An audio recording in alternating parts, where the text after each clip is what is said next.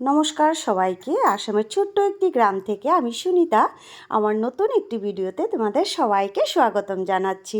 আশা করছি ভিডিওটা তোমরা দেখবে, আর যদি তোমাদের ভালো লাগে অবশ্যই একটা লাইক কমেন্ট শেয়ার ফলো করে দিও।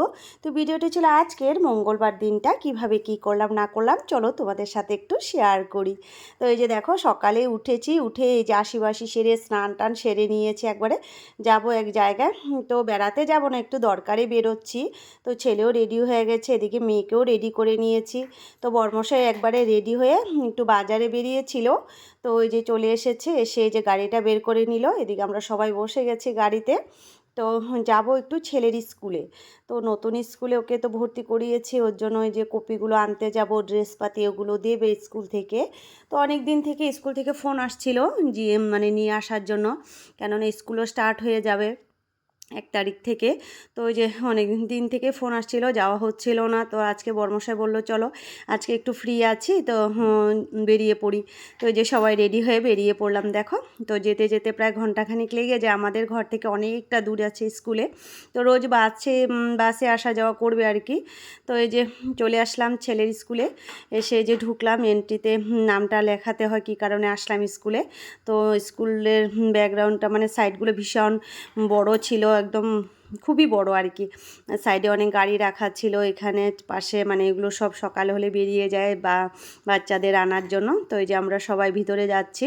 এই স্কুল তো এখন বন্ধ, স্টুডেন্ট ছিল না, কেননা স্কুল স্টার্ট হবে 1 তারিখ থেকে। তো এই যে ভিতরে ঢুকে গেছি। এদিকে আরও প্যারেন্টসরা এসেছিলো, সবাই যে কপি ড্রেসপাতি এগুলো নিচ্ছিল। তো আমরা একটু বসে রয়েছি, আমাদের যখন ডাকবে তো ওর মাপটাপগুলো নেবে আর কি, নিয়ে তারপরে ড্রেসপাতিগুলো দেবে। তো এই যে সবাই এক এক করে নিচ্ছে, তো যারা প্রথমে আসছে ওদেরকে দিচ্ছে। তারপরে এদিকে আমার ব্যাকগ্রাউন্ড মানে খেলার ফিল্ড ছিল, বাচ্চাদের জন্য অনেক কিছু খেলার জিনিসপত্রও ছিল। তো আমার মেয়ে দেখে তো মানে পাগলা করে ফেলছে আমাকে, ও যাবে খেলতে। তো ওকে নিয়ে আসলাম প্লেগ্রাউন্ডে, নিয়ে আসে এগুলো দিয়ে খেলছে, আমি দাঁড়িয়ে দাঁড়িয়ে দেখলাম। তারপরে এই যে সব কাজকর্ম সেরে নিলাম, সেরে এখন এই যে বেরিয়ে পড়ব।